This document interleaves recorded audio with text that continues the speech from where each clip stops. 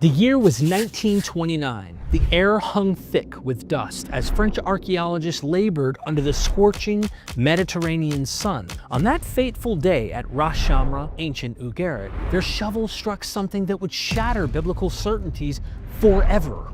Buried for over 3,000 years, a cache of clay tablets lay hidden beneath the ruins of what was once a flourishing Canaanite city. As archaeologists delicately extracted these fragile remnants, none could have imagined the explosive revelation within their weathered surfaces. A story predating the Bible that would challenge the very foundations of Judeo-Christian belief. "These can't possibly be right," the lead archaeologist whispered as the first translations emerged. "This changes everything." Two tablets in particular, designated KTU-1100 and KTU-1107, contained a narrative so shocking, so eerily familiar, that scholars initially refused to accept their implications. Here, etched in Ugaritic, a cousin to biblical Hebrew, was a tale of paradise lost that predated Genesis by millennia. A divine garden on a sacred mountain, a primordial figure named Adammu, a malevolent serpent, the catastrophic loss of immortality. These weren't merely familiar elements, they were the unmistakable blueprints for humanity's most iconic origin story. But the most astonishing revelation was yet to come. What if Adam, the first man, originated not as the Bible's dust-formed human, but as the transformed identity of an ancient earth goddess? In this video, we unearth this censored history and confront the possibility that the Bible's creation narrative was not divine revelation, but a revolutionary adaptation of a far older mythology, one that biblical authors deliberately obscured, but could never fully erase. Prepare to witness the ancient story they never wanted you to know. Long before Moses received the Torah, before the Israelites settled the Promised Land, the ancient Near East teemed with sacred stories of paradise lost. In the cradle of civilization, the Sumerians told of a primordial paradise called Dilmun, an Eden-like realm where neither sickness nor death existed. When the water god Enki blessed this barren land, it transformed into a lush garden of otherworldly beauty, a place pure, clean, and bright, the ancient texts called it, where the lion does not kill, the wolf does not seize the lamb. Though scholars once identified Dilmun with modern Bahrain, ancient texts speak of mythical Mount Dilmun where the sun rises. This mountain paradise was where the Sumerian flood hero Ziud-Sudra was granted eternal life by the gods, much like the biblical Enoch, who walked with God and was not. The biblical Eden likewise appears not as a flat garden, but as a mountain sanctuary. Genesis describes four mighty rivers, the Pishon, Gihon, Tigris, and Euphrates, all originating from Eden's heights. Rivers do begin in mountains, sometimes not valleys, a geographical reality the biblical authors understood. The mountain identity of Eden becomes explicit in the book of Ezekiel, which declares, "You were in Eden, the garden of God. You were on the holy mountain of God." This is no mere poetic flourish, but a revelation of Eden's true cosmic geography. The Ugaritic texts reveal this same cosmic pattern. They speak of a sacred mountain where El, or Elu, the supreme god of the Canaanite pantheon, established his divine vineyard. This celestial summit formed the central axis of creation, connecting heaven and earth. At the heart of these mountain sanctuaries stood the sacred tree, a motif appearing across Near Eastern cultures. In Mesopotamian art, divine trees appear guarded by fantastic hybrid creatures. Throughout Canaan, most religious activities centered on sanctuaries called bamat, or high places, typically situated near prominent trees. These sacred trees were frequently associated with the goddess Asherah, whose worship continued in Judah even at the Jerusalem temple until the religious reforms of King Hezekiah and Josiah. Tree sanctuaries weren't peripheral to ancient Israelite religion. They were central until deliberately suppressed. Even Greek mythology preserves this ancient motif in the Garden of Hesperides at the western edge of the world. There, golden fruit grew on the sacred tree, guarded by a multi-headed serpent named Ladon, a name linguists have linked to the Canaanite chaos serpent Lotan, the biblical Leviathan. From Mesopotamia to Egypt, from Ugarit to Greece, the same sacred geography emerges: a mountain paradise, a divine tree, supernatural guardians, and a primordial drama that forever altered human destiny. The biblical Eden narrative did not emerge from a vacuum, but from the rich mythological environment, and nowhere is this connection more evident than in the shocking story preserved at Ugarit. Unlike the Genesis account, the Canaanite story does not begin with creation, but with a cosmic rebellion. In the celestial realm ruled by El, the compassionate creator god, a powerful deity named Horon once held exalted position. Brilliant and favored, Horon stood among the divine council's inner circle, but ambition festered within him. Consumed by pride, Horon rebelled against El's supreme authority. His insurrection shook the heavens. For his treachery, Horon was cast down from the celestial heights, banished from divine communion.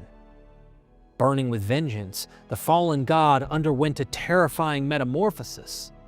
His divine form twisted and contorted until Horon took the shape of a massive venomous serpent, a form associated with the fearsome chaos monster Lotanu and Bashan, precursors to the biblical Leviathan.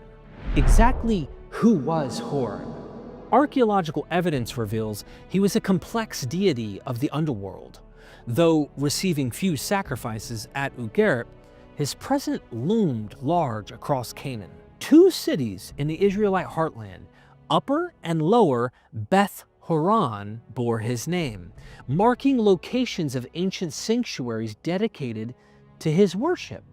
Most significantly, Canaanite texts identify Horon as a chief of demons and serpents, a being who could both punish with venomous creatures and offer protection from them. This ambiguity made him both feared and sought after, a deity operating in moral shadows. In his serpentine form, Horon slithered into a sacred garden, a divine vineyard flourishing on the slopes of Mount Ararat. At the garden's center stood the tree of life, source of divine vitality and immortality for all creation. With calculated malice, the serpent struck. He poured deadly venom upon the life-giving fruit, poisoning the sacred tree. What was once the tree of life withered before our eyes, transforming into the tree of death. Darkness fell like a shroud. A poisoning cloud of disease spread across the cosmos. The very fabric of divine existence unraveled as immortality itself was threatened. Even the gods now faced the prospect of death. The divine council, led by El, convened an urgent session. Their solution? To dispatch a divine being named Adammu to counter Horon's devastation and restore the tree of life. Yes, you heard that correctly, Adammu. The name's similarity to the biblical Adam is no linguistic accident, but a direct connection hidden in plain sight for millennia. Empowered with authority over earth, Adammu descended to the garden, but upon arrival, he was immediately confronted by a vengeful Horon. The serpent struck with lightning speed, fangs sinking deep into Adammu's flesh, injecting him with venom. The bite proved fatal. Adammu, once immortal, now faced the cosmos' first death. Divine immortality slipped away, replaced by mortality's shadow. Paradise was lost, not through moral felling, but through direct assault by a vengeful deity. Adammu's wife, described in the text as a good-natured woman, responded with grief but remarkable agency. Unlike the biblical Eve, portrayed as temptress and transgressor, this divine woman appeals directly to the assembly of the gods, imploring them to bind the serpent and repair the cosmic damage. The sun god Shapsu took pity on the fallen Adamu and his wife. Though immortality was now lost forever, she bestowed upon them a precious gift: the power of procreation, the ability to continue life through offspring. Individual immortality gave way to generational continuity. In a surprising twist absent from Genesis, Horon eventually repented of his destructive actions. He returned to the garden, uprooted the poisoned tree of death, and attempted to detoxify it. Life could resume, albeit diminished and mortal. But the original tree of life was gone forever, marking a permanent cosmic transformation. This is the story that predates Genesis by centuries, even millennia. A tale not of human disobedience, but of divine conflict that forever altered the cosmos and established mortality as humanity's inescapable condition. The parallels between this ancient Canaanite myth and the Genesis account demand our attention. Both narratives feature a paradise garden as the setting for primordial events, a mountain location for this divine garden, a serpent figure that brings death and destruction, a sacred tree associated with life and immortality, a primordial man whose fate is tied to humanity's mortality, a supreme creator deity who responds to cosmic crisis, the permanent loss of an original state of immortality, and a female companion who plays a significant role. But these similarities, striking as they are, merely scratch the surface. The most revolutionary revelation concerns the very name Adam itself. Ancient texts from Ugarit, Ebla, Anatolia, and even Egypt make repeated references to a mysterious deity named Adama or Adammu. In the earliest texts, Adama appears clearly as a goddess, specifically an earth goddess and consort of Resheph, god of the underworld. Later, in Anatolia and Ugarit, Adammu is paired with the goddess Kubaba, who eventually evolves into Cybele, the great mother goddess of the Phrygians. The gender transformation of this deity across cultures provides a crucial missing link. According to linguist experts, the name means soil or earth, precisely matching the Hebrew word for Adam, which signifies both man and soil. This dual meaning isn't coincidental. Some scholars now propose that the Hebrew Adam represents a deliberate demythologization of the goddess Adama, a pattern seen repeatedly as polytheistic deities were transformed into abstract concepts in monotheistic texts. In other words, Adam, the Bible's first man, may have originated as an earth goddess. Biblical scholars Mauro Korpel and Johannes de Moor, who meticulously reconstructed this myth from damaged tablets, argue these similarities are too numerous and specific to be coincidental. In their groundbreaking analysis, they present compelling evidence that Genesis authors were intimately familiar with these earlier Canaanite traditions. The implications are profound. Rather than seeing Genesis as divine dictation without historical context, we must recognize it as emerging from a rich mythological landscape, one the biblical authors transformed with revolutionary theological purpose. The Genesis account doesn't simply copy these earlier myths, it radically reinterprets them. Where the Canaanite myth presents a cosmic drama among divine beings, Genesis offers a moral drama of human choice. Where Ugaritic texts portray humans as victims of divine conflict, Genesis establishes human moral responsibility. This doesn't necessarily diminish Genesis, it reveals its true revolutionary nature. The biblical authors weren't creating ex nihilo, but engaging with and transforming the dominant mythologies of their time. Their achievement was not invention, but radical reinterpretation. that forever changed humanity's self-understanding. The gods in this Canaanite drama provide startling insights into biblical characters when viewed through comparative mythological lens. El, the compassionate creator deity of the Ugaritic pantheon, bears unmistakable similarities to the Hebrew Elohim. Both preside over divine councils as wise creator gods. This is not coincidental. The very name El appears throughout the Hebrew Bible as a primary name for God. The Ugaritic texts describe El as dwelling at the fountainhead of the two rivers, at the confluence of the two floods, the Tigris and Euphrates, precisely matching Eden's geographical marker as the source of four rivers. This shared cosmic geography reveals deep mythological connections. Horon represents perhaps the most revolutionary parallel, a rebellious divine being who transforms into a serpent, bringing death to humanity. While Genesis portrays an unnamed serpent, later Jewish and Christian tradition identified this figure as Satan. The Canaanite myth makes explicit what Genesis merely implies, that the Eden serpent was no ordinary animal, but a fallen divine being. The progression becomes clear.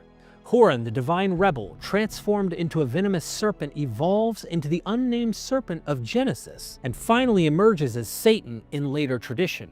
The continuity reveals how ancient mythological elements persisted as their theological interpretation transformed. Adammu, the divine being sent to restore order, but who instead falls victim to the serpent, provides a fascinating precursor to the biblical Adam. While Genesis portrays Adam as formed from dust, Adammu begins as a divine being with earthly dominion. Yet, both experience a tragic fall that introduces mortality to the human condition. The good-natured woman, who is Adammu's companion, differs dramatically from the portrayal of Eve, where Genesis presents Eve as a temptress and secondary creation. Adammu's wife shows remarkable agency, appealing directly to the gods for justice. Both female figures connect to the introduction of procreation, but their moral portrayal couldn't be more different. Shapsu, the sun goddess who bestows procreation as compensation for lost immortality, has no direct biblical parallel. Yet her active divine grace echoes the broader biblical theme of God's continuing provision even after human failure, a redemptive element preserved across both traditions. What we witness is not mere borrowing, but profound theological transformation. The Bible's authors didn't simply copy Canaanite mythology, they revolutionized it. They collapsed a diverse pantheon into a single deity, transformed divine drama into human moral choice, and established foundation for ethical monotheism that would reshape world history. This transformation wasn't instantaneous. Archaeological evidence reveals that early Israelite religion included many Canaanite elements, including worship of Asherah alongside Yahweh. The monotheistic-ish revolution emerged gradually, reaching its climax during the religious reforms of King Hezekiah and Josiah, who systematically purged these polytheistic elements. What Orthodox tradition presents as restoration of original monotheism, archaeological evidence suggests was actually revolutionary innovation, the birth of something unprecedented in human religious history. The biblical authors weren't simply preserving ancient truth, they were creating a new understanding of divinity that would reshape human consciousness. We see this with the Greeks at the same time in their philosophical schools, and you may actually could go back to the ancient Egyptian pharaoh Akhenaten for forms of monotheism that go way, way back. When we step back from these ancient texts, a profound insight emerges that challenges conventional understanding of the Eden narrative. Those raised in Judeo-Christian tradition are accustomed to interpreting Genesis primarily as a story of human sin, human weakness, and human failure. But what if this familiar emphasis misses the story's deeper significance? If we approach Genesis without theological preconceptions, something startling emerges, a narrative revealing the limitations of divinity itself. Yahweh plants a garden, but requires someone to cultivate it. He creates Adam, but fails to anticipate his profound loneliness. He fashions animals as potential companions, but they prove inadequate. He finally creates Eve as suitable partner, But then a crafty serpent, a being Yahweh either cannot or chooses not to control, infiltrates paradise and unravels the divine plan. Unable to restore the original harmony, Yahweh resorts to expulsion. When we look closer at Eden's story, are we really seeing humans messing up? Or is it showing us that even God's perfect plans can break down? The Ugaritic myth presents a remarkably similar theme. The gods who created and ruled the cosmos find themselves powerless against the serpent that poisoned the garden. Only Horanu, an underworld deity outside the main pantheon, possessed the necessary knowledge to counteract the serpent's venom. Knowledge the high gods lacked. Across ancient mythologies, we encounter this primordial tension, chaos serpents representing forces that exist beyond divine control, threatening ordered creation, from Tiamat in Mesopotamia to Apophis in Egypt, from Leviathan in Canaan to Jormungandr in Norse myth. Serpent figures embody cosmic forces that even the gods struggle to subdue. The difference lies in how religious traditions resolve this ancient conflict. The Canaanite solution was to incorporate magic and multiple deities into their religious system, different gods for different threats. The revolutionary Israelite solution was to reject both magic and polytheism, insisting instead on ethical monotheism despite its theological challenges. By doing so, they created challenges in and of itself. This tension remains at the heart of the theological discourse. How can an all-powerful deity permit evil and suffering? The Eden narrative doesn't resolve this paradox. It acknowledges it. Both Genesis and its Canaanite predecessor recognize a profound truth. The universe contains elements that resist even divine control. Modern science offers intriguing parallels in chaos theory and quantum indeterminacy. The recognition that unpredictability is woven into reality's fabric. What ancient peoples expressed in mythological language, we now explore through mathematical equations. Yet both approaches acknowledge that complete determinism and control remain elusive. Viewed through this lens, Eden becomes not primarily a story of paradise lost through human transgression, but a primordial battlefield where order confronts chaos, where divine intention meets cosmic resistance.